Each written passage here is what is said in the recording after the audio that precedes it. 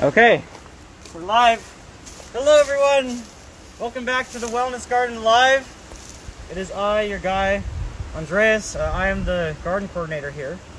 Today we're mostly going to be talking about hydroponics. So this is the hydroponic system right here.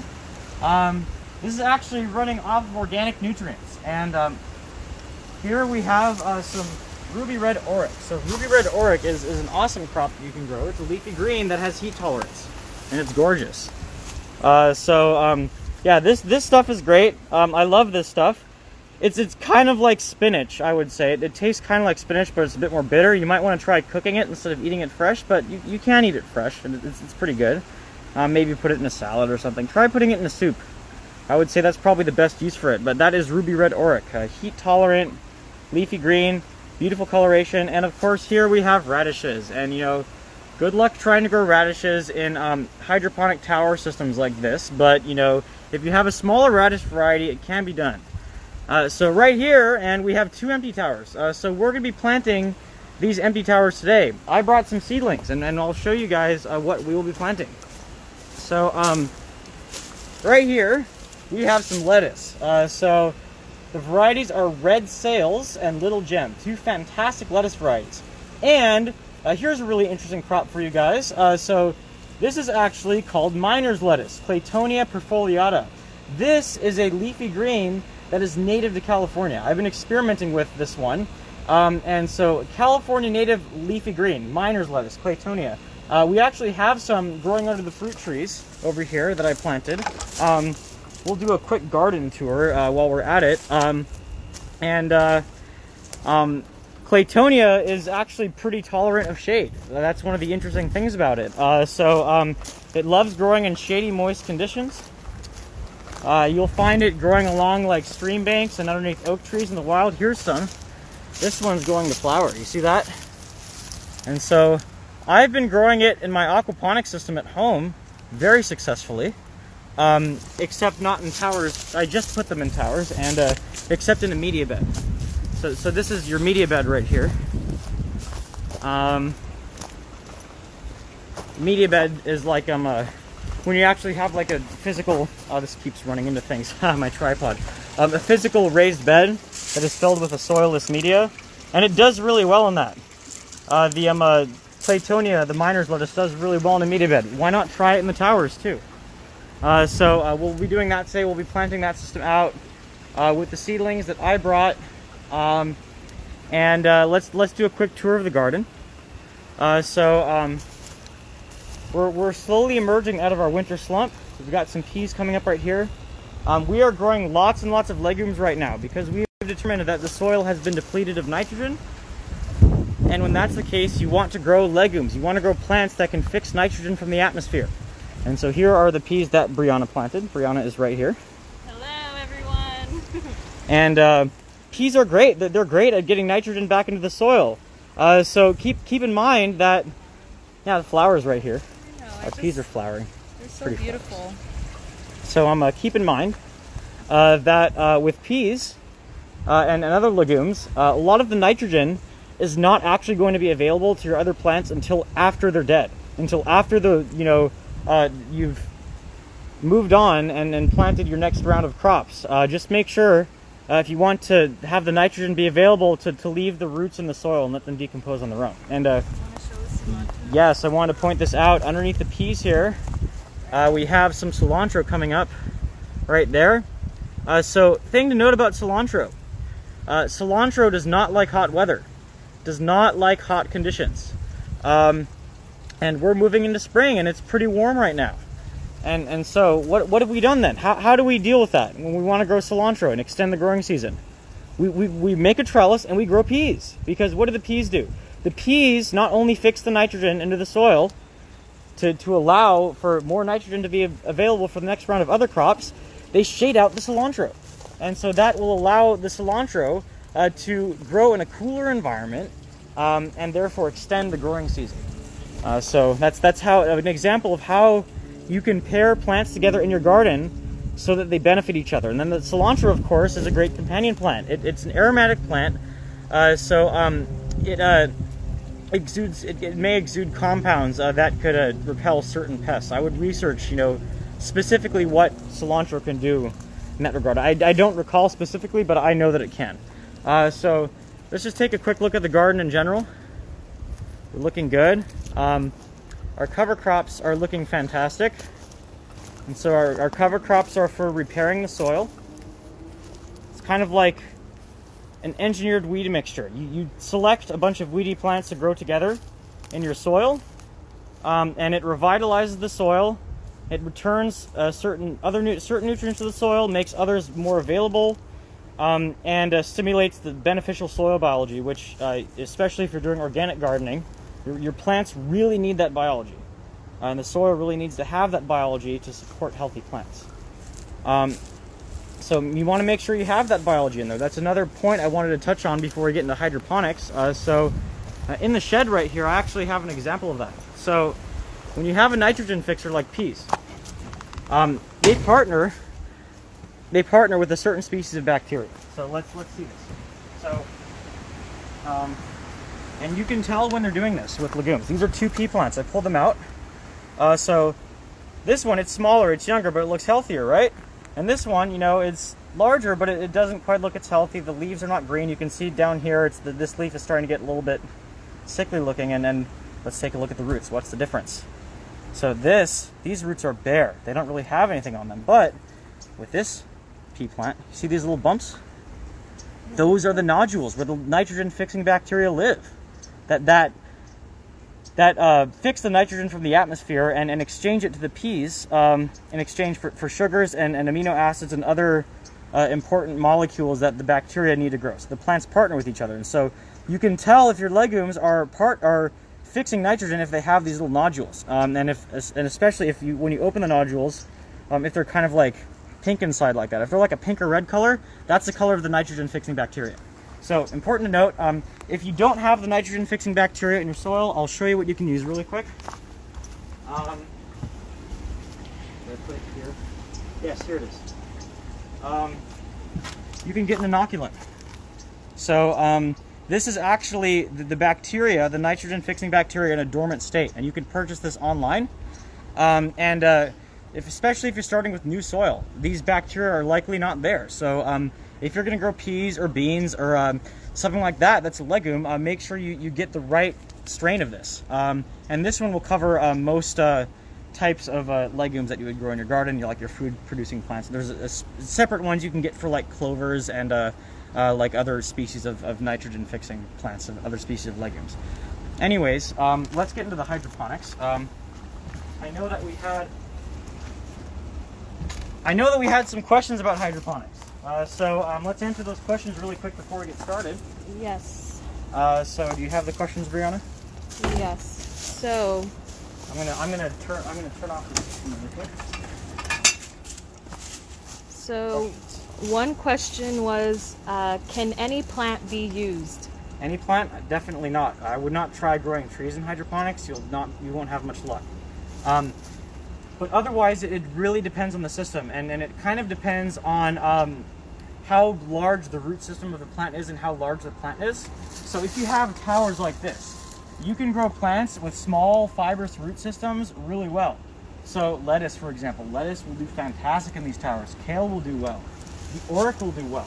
The radish is a bit more marginal because it's a root crop, because there's not a lot of space for the roots to actually expand into. This media right here is plastic.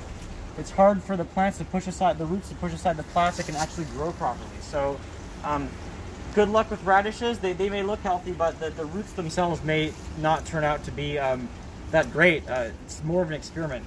Tomatoes in these towers? No way. Tomatoes are way too big. I've tried it. It doesn't work unless you have the micro-dwarf tomatoes.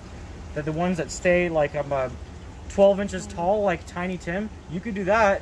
But you're never going to be able to grow full-size tomatoes well in towers like this. If you want to do that, then you could use a media bed system. If you want to grow tomatoes, if you want to grow peppers, if you want to grow eggplants, cucumbers, all that stuff, you can use a media bed. You can use Dutch buckets, and then other kinds of systems. So what I would recommend is going on to the Marilyn Magrum Center YouTube channel and checking out the video that I produced entitled. How to select a hydroponic system. and that'll give you a rundown of, you know, what kind of hydroponic system you'll want to have in your garden, depending on which kinds of plants you'd like to grow.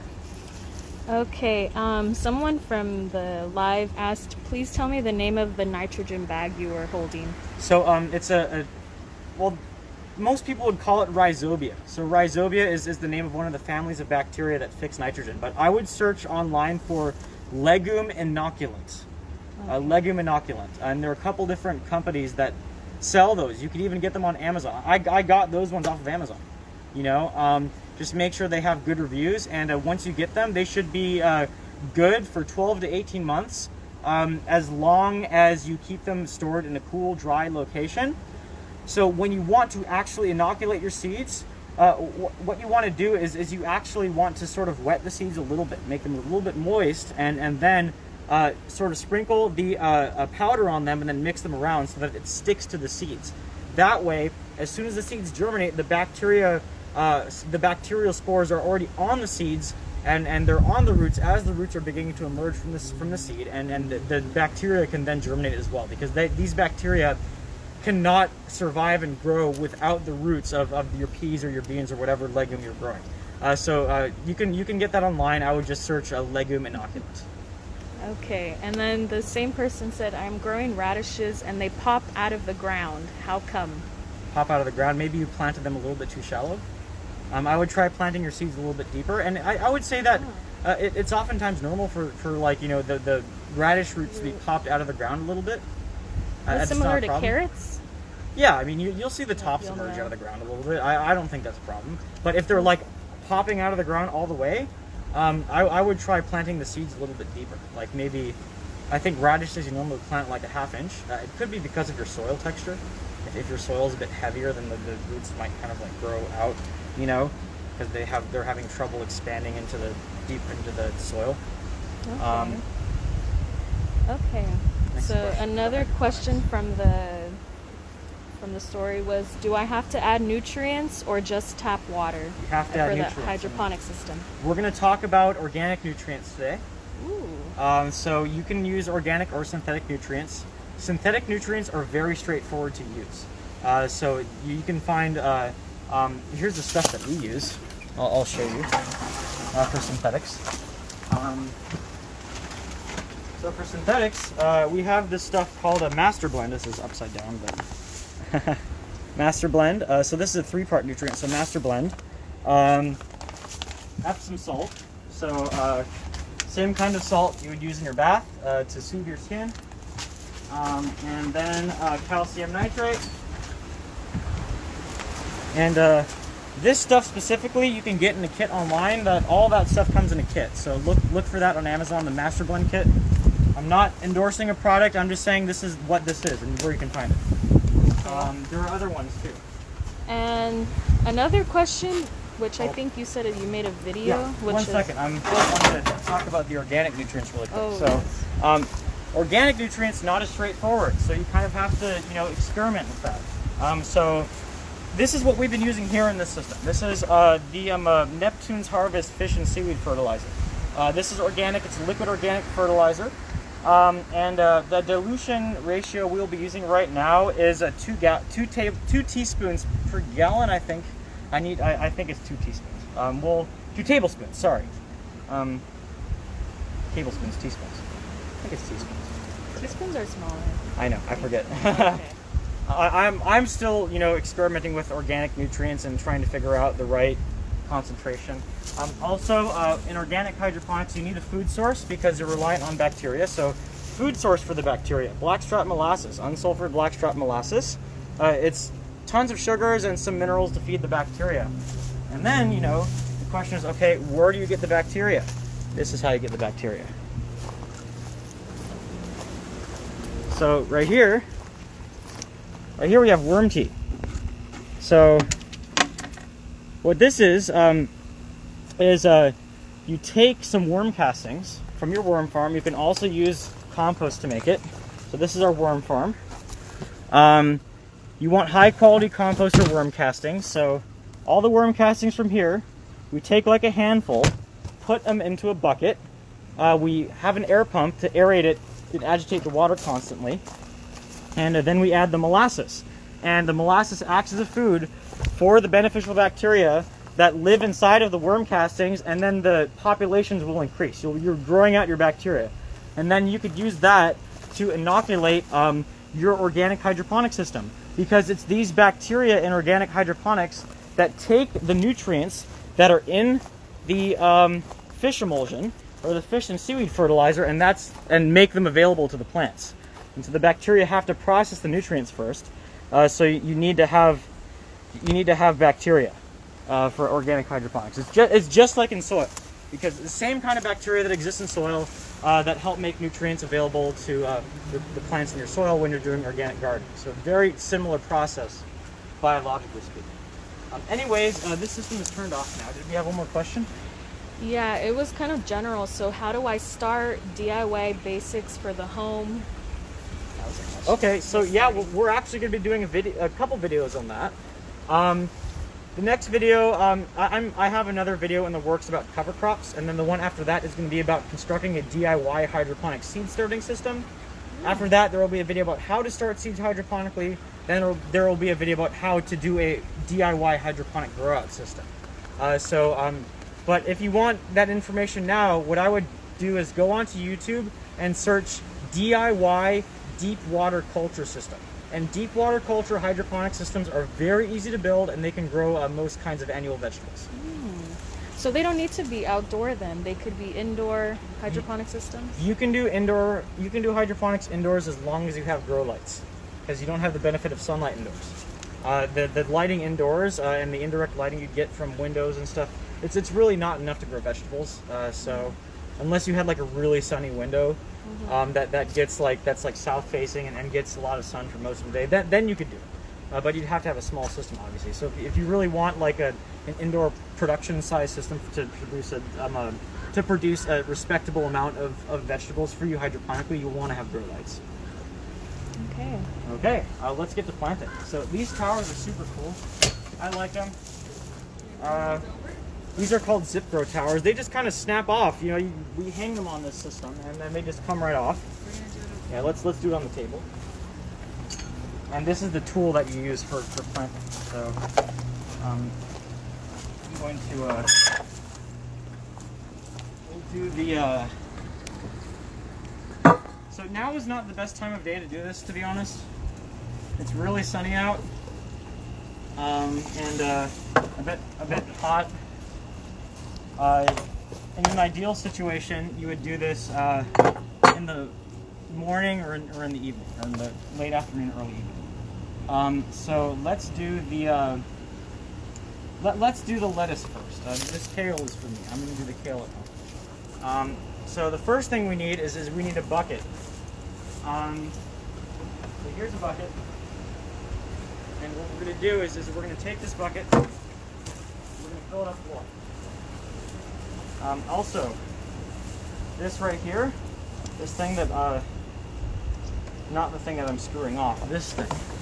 This is a hose filter for removing chlorine and heavy metals. If you're doing organic hydroponics, great thing to have, or aquaponics, because what does chlorine do to the beneficial bacteria that will make the nutrients available to your plants? It's not great for them. Chlorine's a disinfectant, so you want to use the chlorinated water.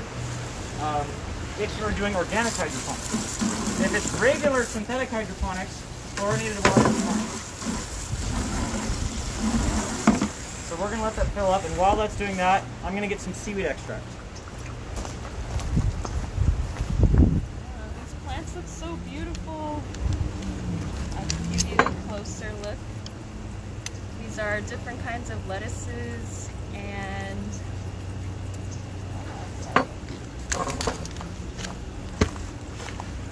all right, here we go. Seaweed extract. So what this is for, I'll explain it in a minute. I need to turn off the water. So, okay, let's let that run out. So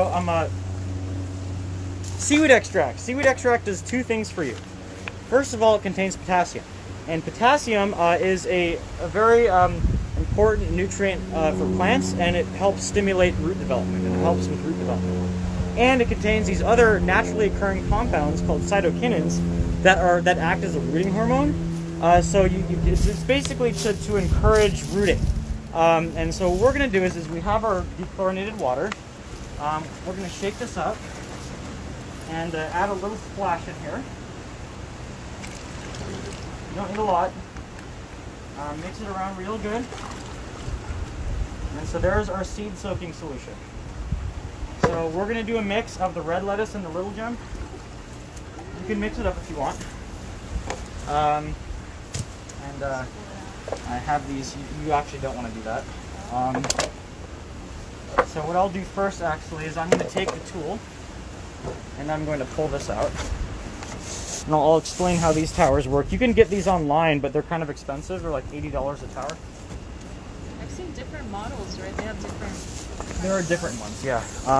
Oopsies. Don't want to make that fall. Yeah, so basically, these open up like a book, all right? Let's move this. Let's move it. Yeah, let's move this. And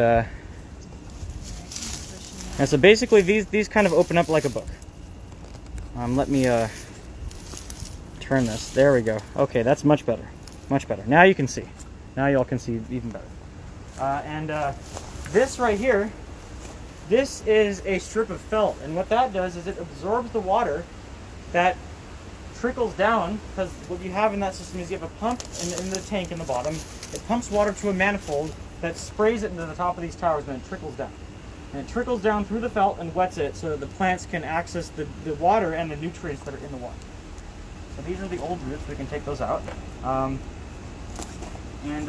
Since this is an organic hydroponic system, it's actually a good thing to incorporate biology. And so what I'm actually going to do is I'm going to get some worms.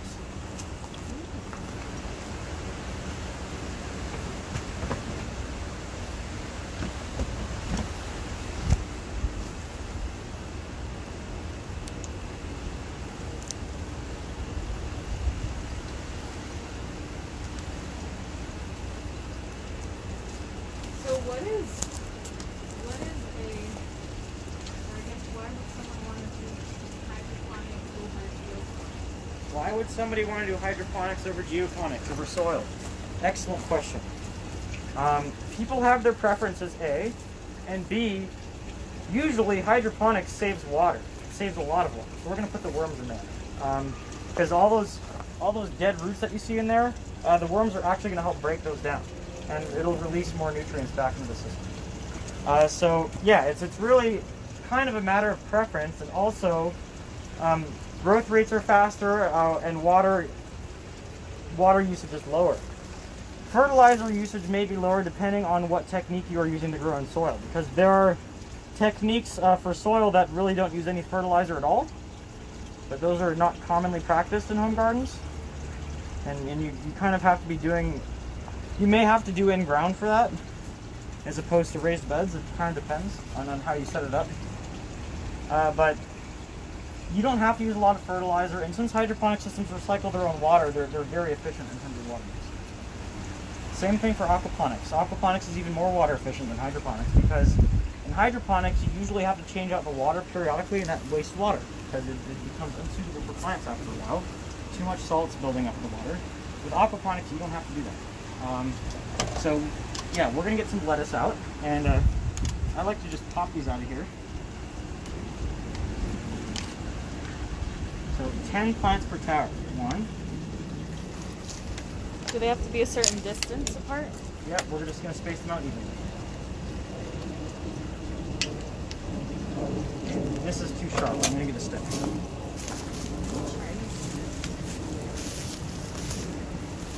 Okay, this will be perfect.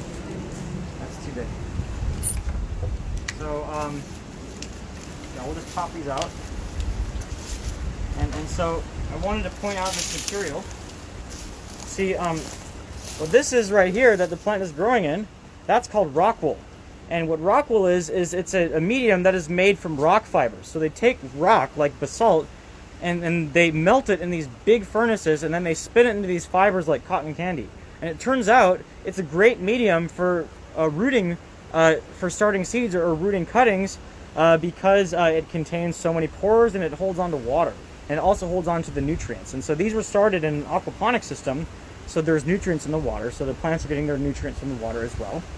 And this medium holds on to the water and also oxygen from the atmosphere in the little air pockets. So great medium for hydroponic seed starting. It's a bit more on the expensive side, but you can find it at your local hydroponics retailer, or you can get it online. And it's honestly, you know, I've had the most success germinating hydroponic and aquaponic seedlings with rockwood. I think it's the best medium if you're willing to pay for it. A tray like this much rockwool in one of these trays, it's about $10. Oh, okay. So you know that is expensive for seed starting as far as they go. Actually, will be 4 because I want to save some of these for my house. And I'm donating these seedlings to the Maryland Magnum Center. So I do this at home too. I have a larger aquaponic system at home with 7 of these towers plus a media bed attachment. Wow. And do you always do lettuces, or you change it up each I season? do all sorts of stuff. What do I have right now? I have the miner's lettuce in the towers and in my media bed. It's doing fantastic in the media bed. So I have the miner's lettuce, I have parsley, I have radishes, I have strawberries, and I'm going to get kale in really soon. So we're just going to put those in there. Let them soak for at least 10 seconds, ideally like 30. You want the seaweed extract to percolate into the rock wool, because it'll stay there and it'll help stimulate rooting.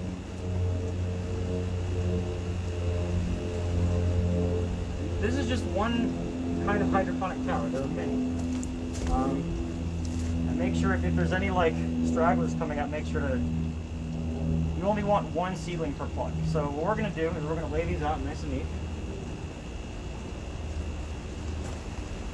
We want them to be slanted because when the water comes down, if they're straight like this, the water is going to spill out of the front. We don't want that.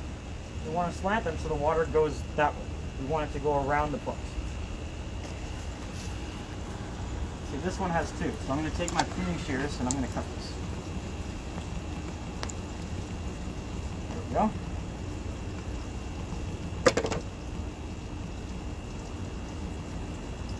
These sank to the bottom this time, but they usually don't do that. Also, be very careful not to damage the roots while you're doing this.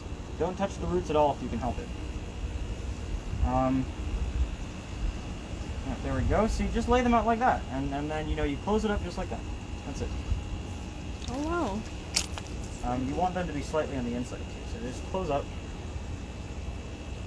And you want so for these towers, you want the felt to be sitting back about ½ inch, an inch, and you also want these to not be like protruding out, because this right here has to be facing the front.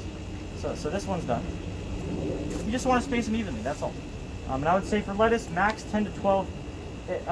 You could get away with 12 if you're just doing like a little gem lettuce, but if you have a bigger variety lettuce, the red sales is a little bit bigger. I would stick to 10. But the little gem is tiny, so you can definitely do 12 per tower if you want. Let's see, do we have nothing there? No. Oh well. It's interesting how you said it saves water. Does it recycle the water, or how does that? Yes, it's a closed loop system.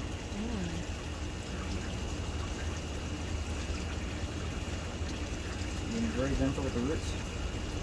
I didn't know you can add worms in it. The worms won't die? If it's organic hydroponics, they love it.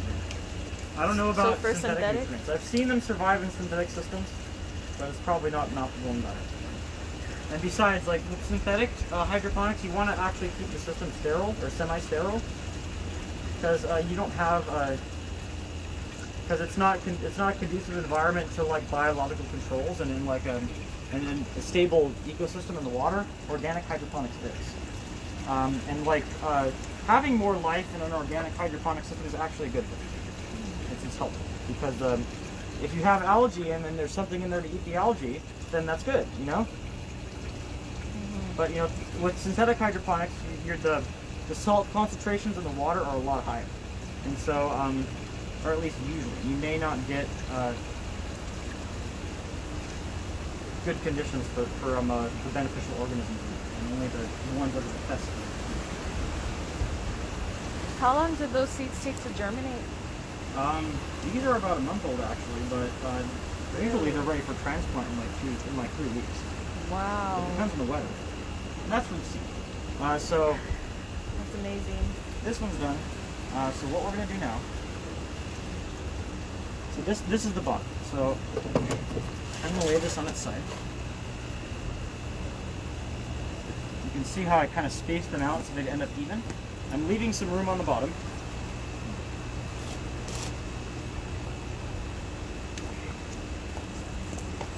I've planted so many of these towers. More than I can count. And as I say that, of course, one of them falls out. It's okay, it'll be fine.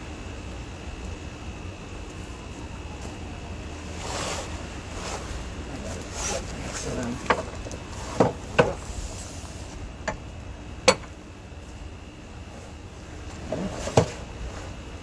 number 2.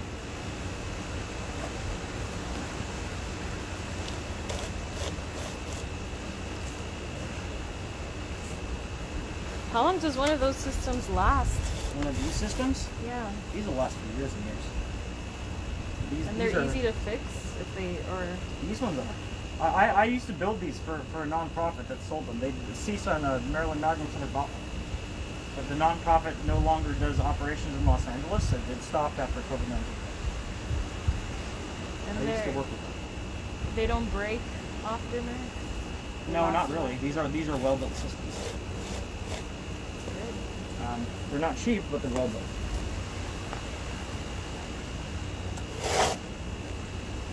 You can get cheap systems, but you know, you get what you pay for when it comes to hydroponics. Hey, there's a tower. Wow. Amazing. Now, we're gonna leave it here. I'll get the other one. So let's get the other one. And after this, we'll start talking about nutrients.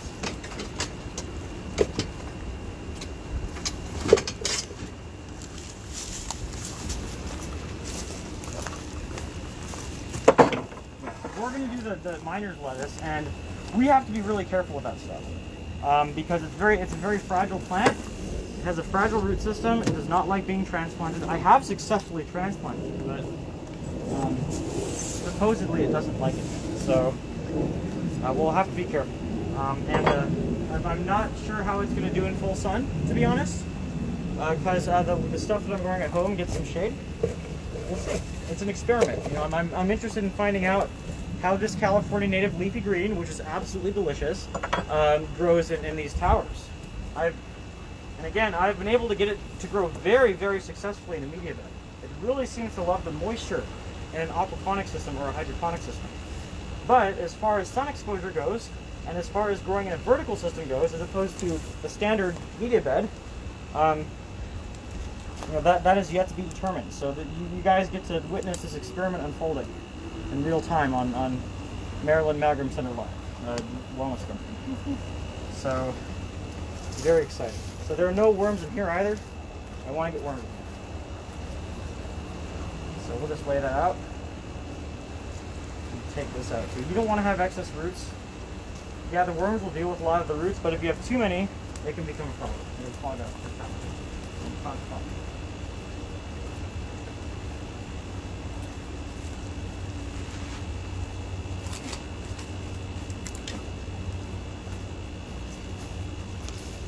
While you're doing that, I'm going to be cutting the compost.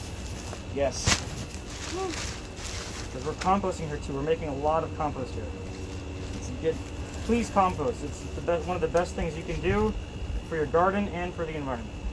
Yes, I actually want to give a little shout out for LA Compost. It's a great, if you don't have like awesome. enough space to Because some people, I think, hesitate from composting if they don't have enough space or if they don't garden, and I don't know, different reasons like that. But LA Compost, they have different, on their website, you can look at the map. They have a map where it has the most closest place that you can actually drop off compost, and it has the times and the hours that you can drop it off. So it's a great, just a great way to still compost even if you don't have all the tools at home to do it. Yeah. Or if you have house plants, which I know is becoming like a more popular thing,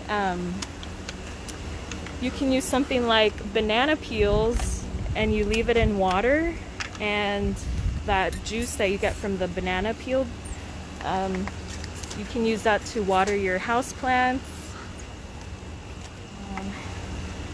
Yeah.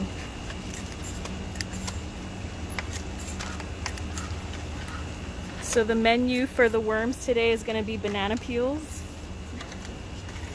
They love bananas. 5, 6, 7, 8, 9. This one right here is gotten damping off, which is a fungal disease. We're not going to plant it. We'll just do these. We'll do 10. But how can you tell it has a fungal disease? See, I just plucked it out, but you see right here how the stem turned brown? Oh. That's damping off. It's a fungal disease that affects the stems of seedlings. And I've seen it be caused when moisture levels are fluctuating and inconsistent. It seems to like it when it seems to take advantage of improper moisture.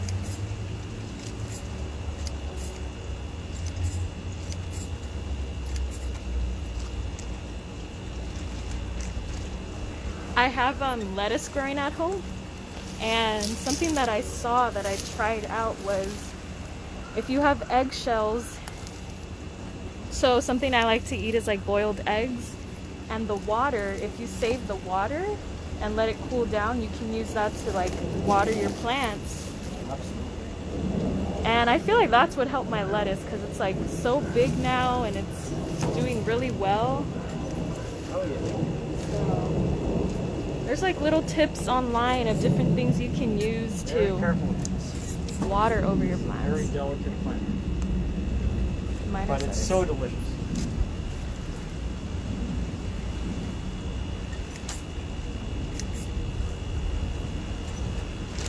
The flavor is very similar to spinach, except it's so mild and delicate and tender. And of course, it's a California native, so when it blooms, it's going to attract your native pollinator. We always want to have more native plants in our garden.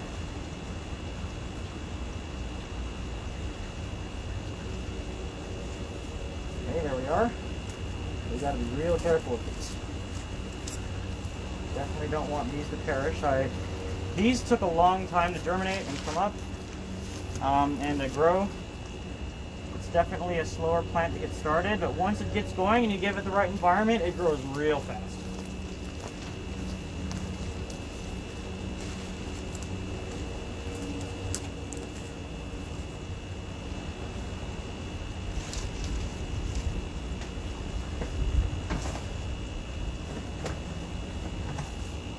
Also, this stuff right here is very expensive in the retail markets. You can hardly find it.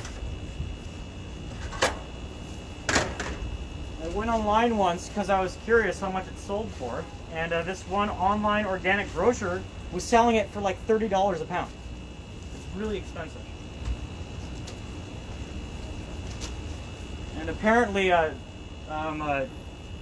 professional chefs are very fond of it, and for good reason. I think it's delicious. Is it miner's lettuce? Yes.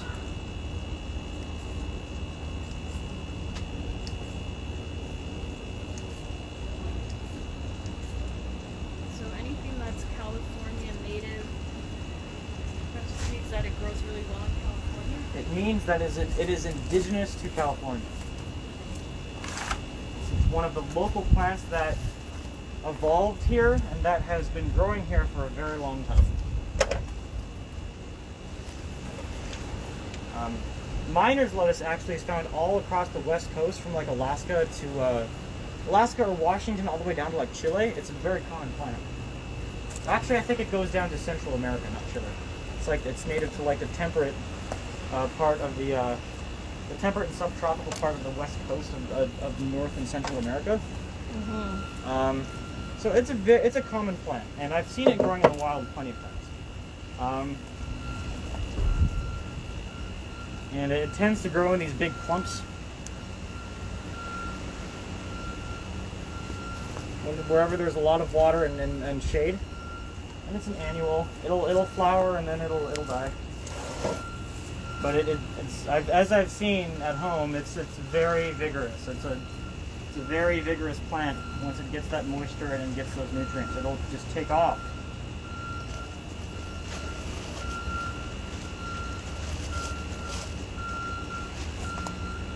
I'm not sure if you can grow it during the summer. I don't think it likes hot weather. It's very delicate. Oh yeah. I think. Is there any lettuce that does grow well in the summer? Yes, a variety called Mirror you can grow in the summer. I have grown Mirror in 118-degree weather in my aquaponics system. Last year, when it got to like 150, 118, it survived it and it didn't bolt. Kale can tolerate. Kale can tolerate a significant degree of heat. A lot of your brassicas that are like leafy brassicas can. Kale and mustard and Asian greens, they're more heat tolerant than lettuce.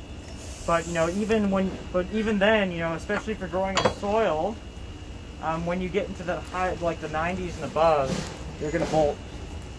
And in my opinion, Asian greens, bolting is not a big problem. I like the way that the flowers and the shoots taste. With lettuces, bolting, which is when the plants go to flower from the heat and from increased day length, it causes the lettuce to become bitter. Because if you think about it, like the plant, is done, putting all of its energy into growth, and it wants to put its energy into reproduction. And when a plant is reproducing, it doesn't want predators to come and eat it, so it produces compounds that makes the leaves taste bitter. I didn't know that. It's funny how plants are like. Plants are very intelligent. They are. They know what they need, and they know what they. Yes. If you really want your mind blown, start looking into soil microbiology and the associations that plants form with microbes and fungi in the soil. Some of that stuff is like, it's crazy how intelligent plants are. And like the new research coming out about how trees communicate with one another and whatnot. I need to get a rag to wipe these off.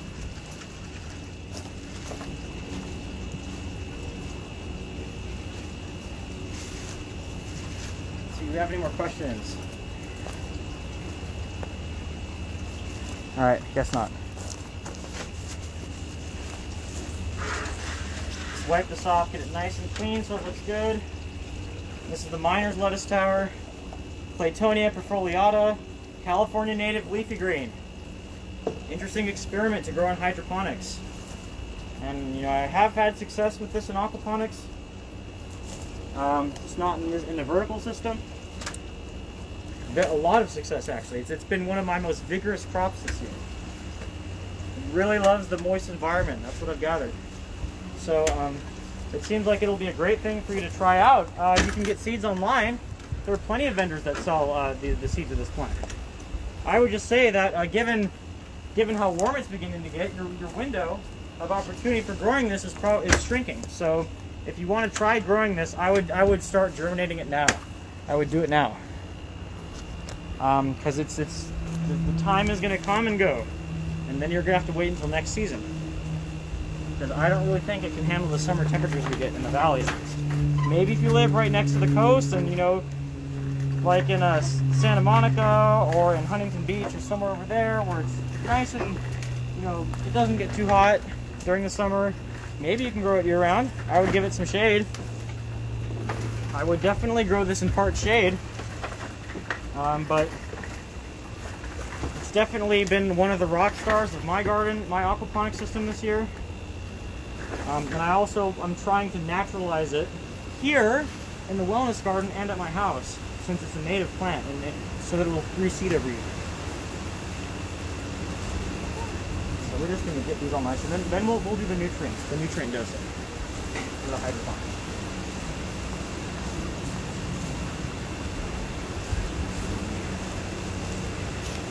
Okay. How are we looking on time, Brianna? It is 1:46. Great. So it's We've been got plenty about of time to finish this up. yeah. I'm very glad we got 2 towers planted. Now this hydroponic system is complete. The radishes are going to be ready to harvest very soon. I saw one of them start to bolt. I guess that's because it was hot, so we're going to need to harvest them. But I think that the roots are not fully developed, so we might not get a good harvest. And that's okay. It's an experiment. You know, we're trying to see what grows in the organic hydroponic system Yeah. in the towers. If you get like small radish varieties, like globe varieties, I've had some success with those in the towers. Okay. Yay! So exciting! Wow. All right. Vertical farming, y'all. Hydroponics. Yes. We'll do another segment next week on hydroponic seed starting. So we have these beautiful seedlings that I started hydroponically, or aquaponically actually. It's very similar to hydroponics. We'll show you how to do that next week. Thank you. So, are you leaving? Yes. Well, I thought we wanted to do the nutrients. Do we have to go? Oh, Yeah, let's do the nutrients. really I quick. forgot about that. So, let's put these here. Here are our nutrients. So, fish and seaweed fertilizer, blackstrap molasses. This is a microbe food. Humic acid. This helps make nutrients more available, and if you have any good beneficial fungi in there, it'll feed them. Iron chelate. This is a way to get iron into your system. This is the only thing we're using that is not organic, but it's really difficult to get iron to your plants otherwise.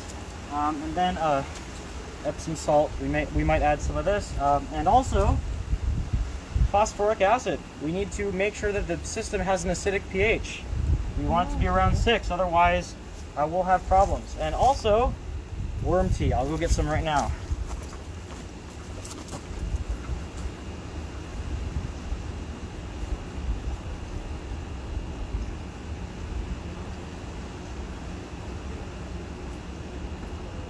A common myth with worm tea is people think it's a fertilizer.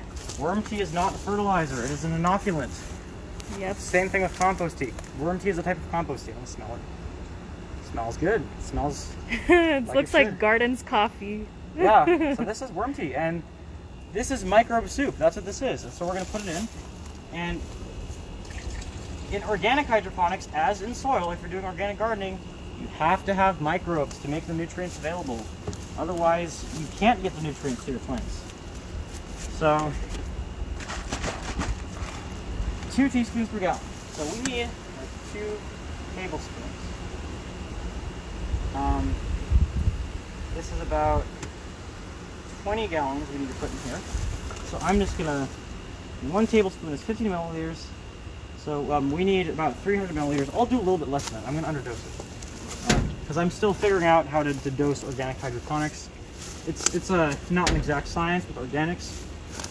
Because there's really not a lot of information about it on the web. So I've had to figure it out. I'm doing pretty good.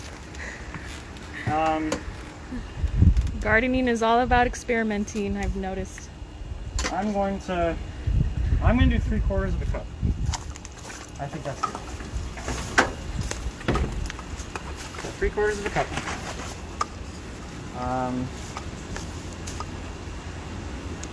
Of the fish and kelp fertilizer.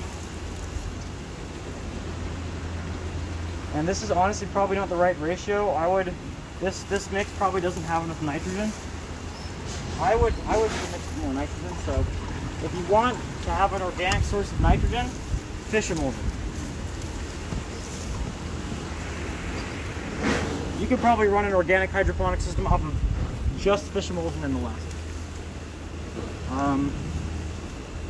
We're close to that. So yeah, let's do some molasses then. I don't think we need as much of the molasses. You don't want to add too much because it contains sodium, and sodium can injure your plants if you have too much in your system. And if you really want an organic hydroponic system to tick, add an air stone. Get more oxygen into there. Oh goodness. That's okay. I'll do 4 tablespoons of molasses. And this is molasses you can eat too, interestingly. Is it like the same molasses that you use for baking? Oh yeah, blackstrap molasses, you can use it for baking. Oh wow. Turns out that the beneficial bacteria you want to grow in your organic hydroponic system love it. Mix it up real good.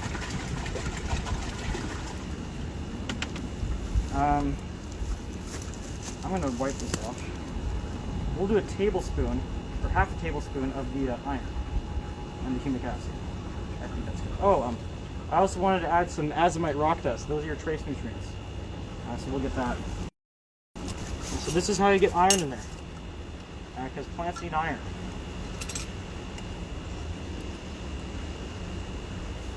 Iron. Humic acid, I'll just do, this stuff gets everywhere, so be careful with it. Like it'll get everywhere. It looks In like fact, charcoal. Yeah, it's actually made from coal. I learned that, so okay. I'm not going to be buying more of that kind. There's other kinds that aren't made from coal. So we'll do the azomite rock dust, and this has like all the trace minerals plants need in it pretty much. That's why it's good. So we'll do like. I just realized these are all the ingredients you use for the worm tea, mostly. Yeah. All organic hydroponics is you're brewing a compost tea in the system with a higher fertilizer dosage. That's all it is. Because it's the bacteria, you know, instead of trying to just grow the bacteria, you're trying to grow the bacteria and use the bacteria to make the nutrients available to the plants. That's organic hydroponics. Is it going to be as biologically diverse as soil? No way, but is it going to grow plants? Absolutely. It's going to grow really good plants, really delicious plants. So we'll do about that much, and it's a very fine powder. Don't get it wet, or it'll get everywhere. You see, like there's a little bit of moisture on this spoon still, even when I wiped it up. And look how much it sticks. Okay.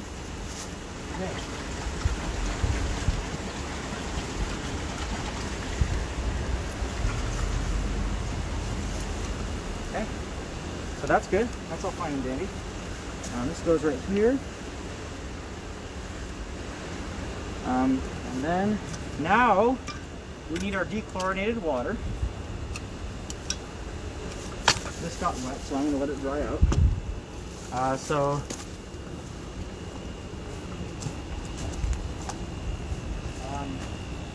nozzle is done. That's it. Dechlorinated water, hose filter, because you're trying to grow microbes too in organic hydroponics, not just plants. So we don't want to use chlorinated water. That's how you injure your microbes, and then you'll have a less functional system. It won't kill them all necessarily, but definitely not good. Alright, while this is filling up, I wanted to point out the fact that this solution that we made with the seaweed extract, we're done with it, but it's fertilizer. Nothing goes to waste in the garden. Yep. We'll just put it on the big trees. They're starting to wake up. Yeah, after he pruned it, you can kind of, yeah, it does look better. You could tell more on the other one. Yeah, we're going to be planting stuff around these trees to help them grow even better. Because trees like to have friends, or a lot of them do. So we're going to keep filling this up. And we're going to get our test kit ready. We want to make sure that the pH is right.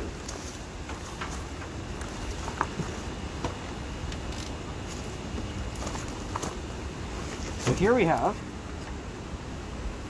pH indicator solution, which is almost out, and a test tube. So we're going to wait for that to fill up, and then we're going to test it out. You said it needs to be pH of 6, right? Around 6 is good.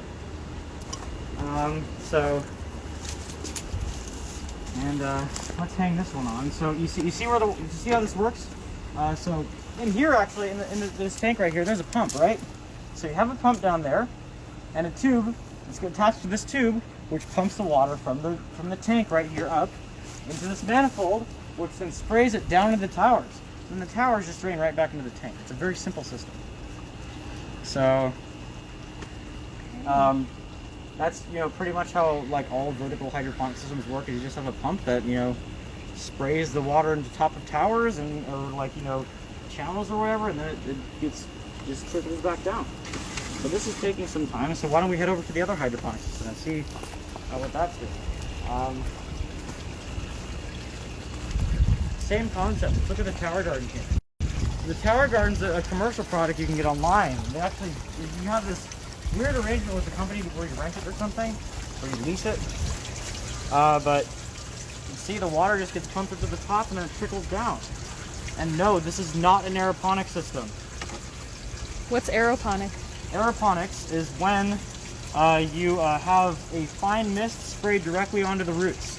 This does not use a mist. This uses streams of water that trickle down through the tower. Look at that chard. Yeah, the chard looks good. The red vein sorrel looks good. Some of the extra plants we're going to put in here. Because I tried germinating some seeds in here, but it didn't quite work out. So, and I think that was the issue was actually the seeds. The seeds were not viable. And then this is a media bed as well. It floods and drains over and over again. I suppose you could do a media bed with hydroponics, but it doesn't make a lot of sense. You can get the same results in hydroponics with a deep water culture system. Media beds make sense for aquaponics because in aquaponics you need to have a ton of biology because you're not just taking care of plants and converting the compounds of the water from the plants, you're doing it for fish. And fish are very sensitive creatures. So, you can have some ammonia in the water in an organic hydroponic system. You can't in an aquaponic system. So we need to have all this media because this is where the other type of bacteria that is present in aquaponic systems live, the nitrifying bacteria. Just like in a fish tank, it's just like this right here, like this is the filter for the fish tank, and it's where the plants grow. And this is where the plant's roots grow. So that's aquaponics. And then of course down here we have tilapia. And if you have a larger scale system, you could raise tilapia to eat right here in Los Angeles.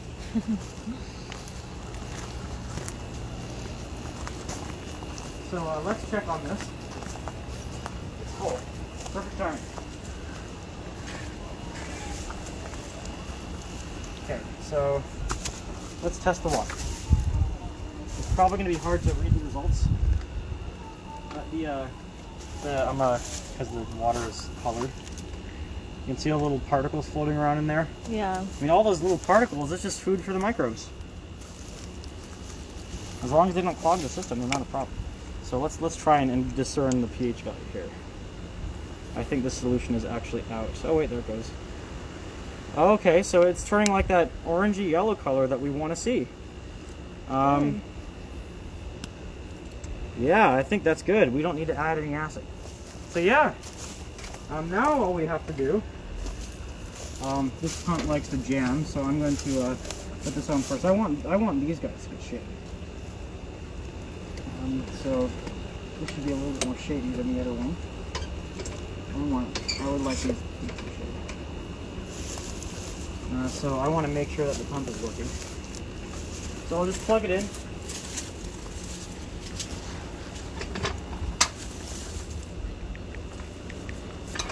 Yeah, see it's there it goes.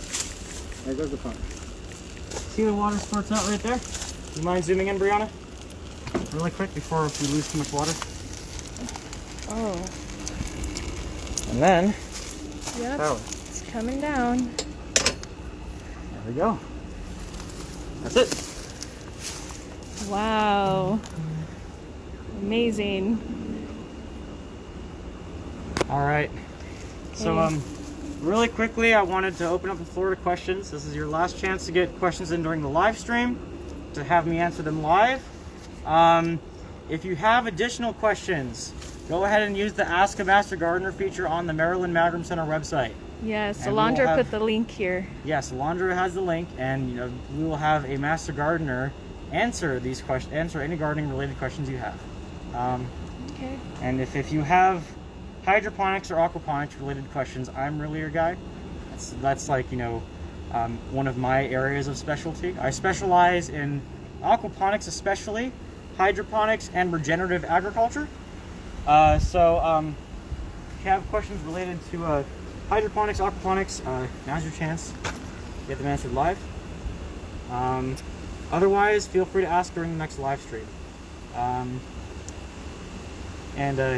If there's any hydroponics or aquaponics related questions, you could use the Ask a Master Gardener feature, and I'll see if those can get forwarded to me. All right, so Thank you, everyone, Thank you for so much. joining us. join us again next week at 1 o'clock p.m. on Thursday. Have a good one. Bye. Okay.